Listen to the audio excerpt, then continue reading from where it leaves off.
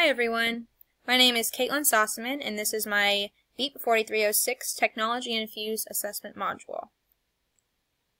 What were my perceptions about teaching English language learners, or ELLs, before taking this course?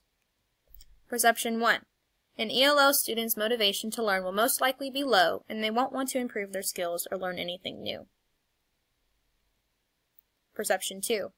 Most ELLs will struggle to understand an English-speaking teacher.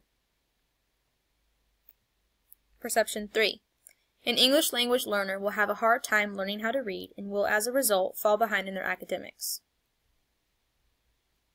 After taking this course, I have learned that ELLs are at a disadvantage when they're placed into a classroom without any scaffolding or support.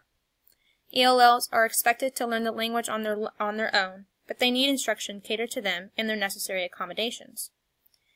Not all ELLs come from the typical backgrounds assumed by teachers and aren't destined for failure from the start.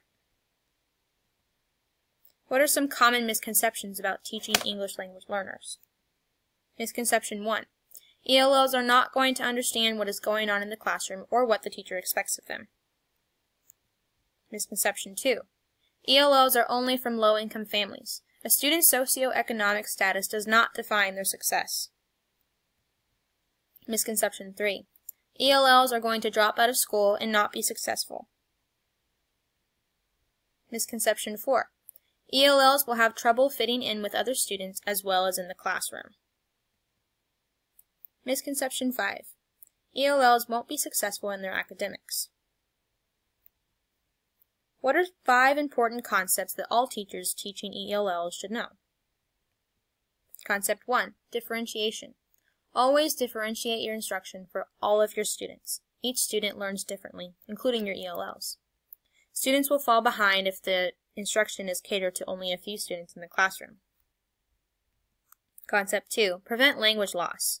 It is important to preserve the first language. Encourage the parents to read to the children in their native language, preventing language loss. Students with a strong L1 will acquire L2 much easier. Concept 3. Crashens comprehensible input. This is guiding the students a step beyond where they are at. By doing so, they are being challenged and know that you are setting high expectations for them.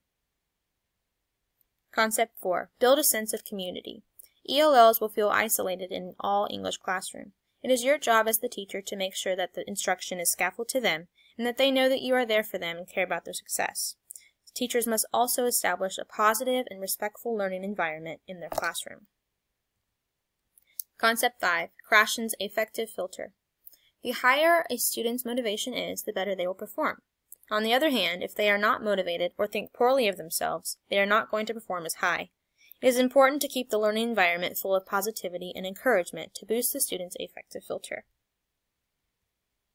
What are some do's and don'ts to keep in mind when working with ELLs? Number 1. Do differentiate. Differentiate your instruction and abilities of students in your classroom. Number 2. Don't push them aside. Don't assume that the student will not succeed in your class just because they are an ELL. Number 3. Do have high expectations. Hold high expectations for all of your students, including your ELLs. Number 4. Don't get discouraged. Don't get discouraged if a student is taking longer than anticipated to catch up or show results in progress. Number 5. Do go above and beyond. Be prepared to provide additional help to ELLs, focusing on their needs as well. Number 6. Don't rush them.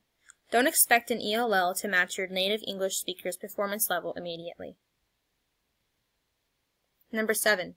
Do keep a record. Provide documentation of what services are being used for students, as well as keeping record of that student's progress throughout the year. Number 8. Don't teach them the same way. Don't teach all your students in the same way that apply to just one learning style. Number 9. Do spread the love. Show the students that you care about their success and their well-being. And number 10. Don't neglect students. Don't give those students who are succeeding and excelling more attention than those who are struggling. Thank you for listening.